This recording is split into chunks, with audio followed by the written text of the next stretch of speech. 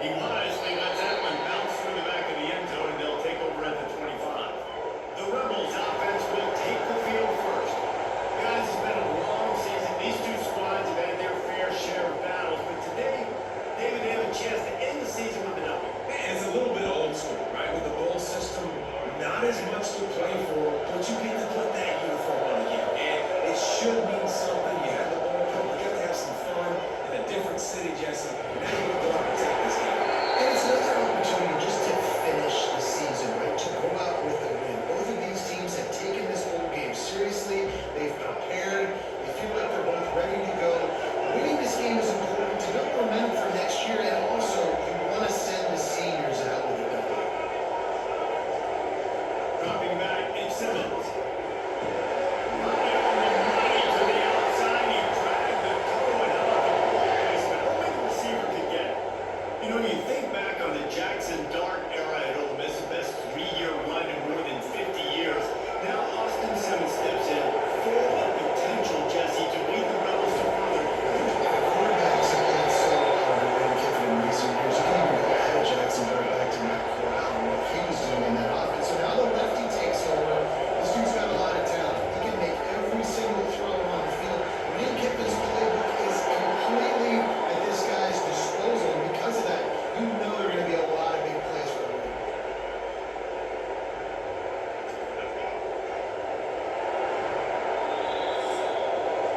We've reached the end of the first quarter, and it has been a defensive battle, and the stats tell the tale so far.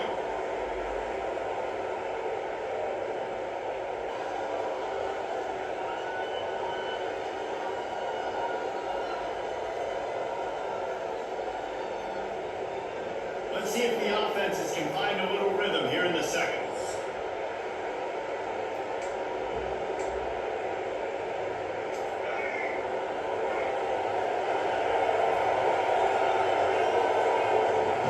Boston Pro, he's working against the clock. And he couldn't make the connection on the long shot. It would have been a high-level play, but it's a play this quarterback expects to be able to make when he has a guy open.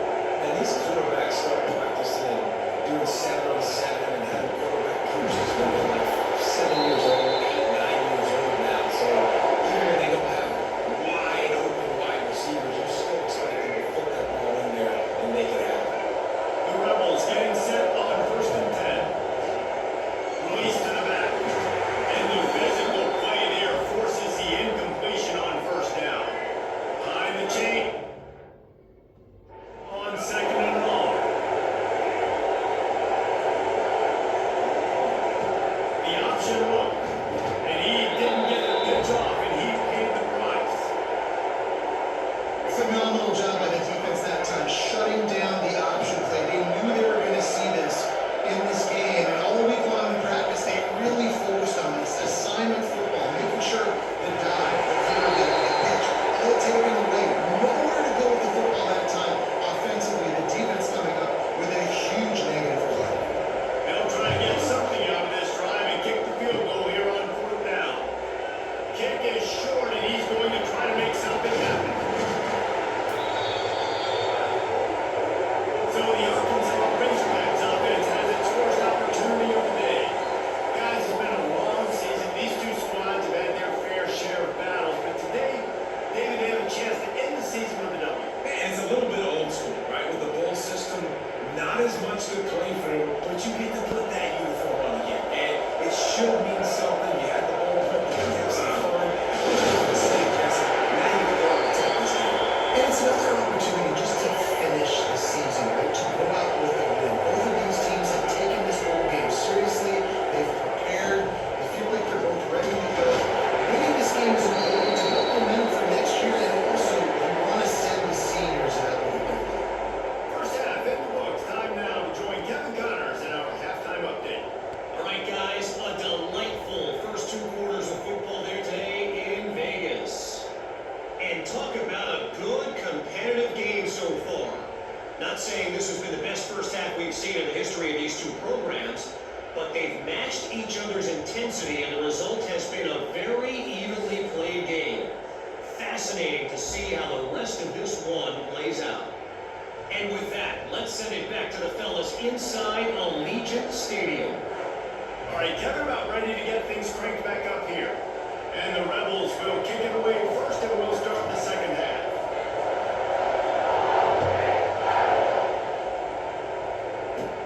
And it's caught from inside the 20, and here it comes. Probably needed to pick up an extra block or two, but as it is, he'll be stopped at the 28.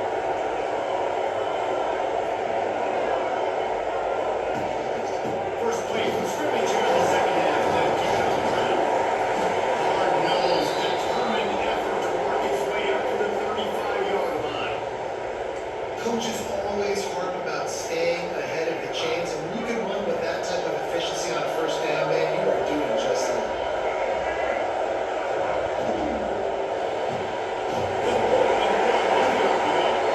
Gets it to the 42-yard line, and that's a first down. Now, I know that completion isn't,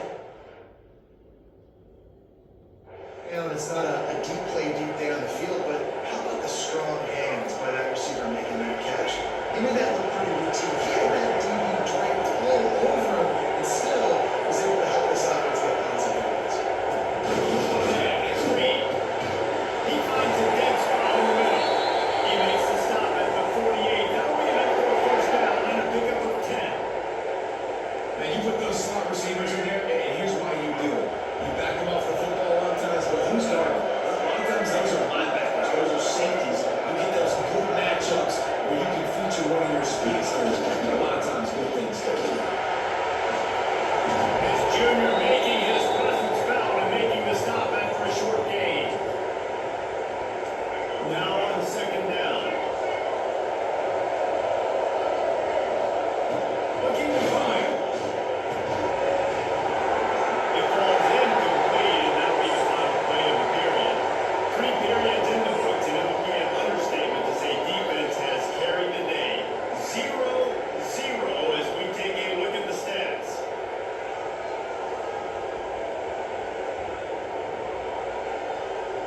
And this is just the way you want it. The game will be won or lost in the fourth quarter as we take a look at the stats through 3.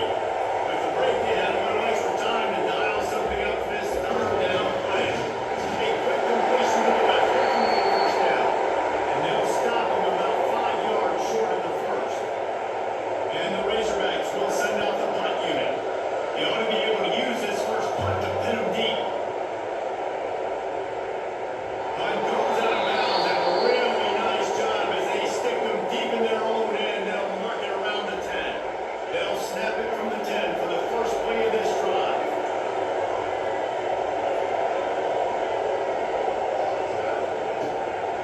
Give to the back. Finding an escape route. Gets it past the first down marker and still running. Works his way out of bounds at the gain of 16, and they'll stop the clock. They'll put it in play from the 27, first down. They'll move the tight end. To the ground, he's got it again. The Rebels trying to find their way forward after the big loss on the last play.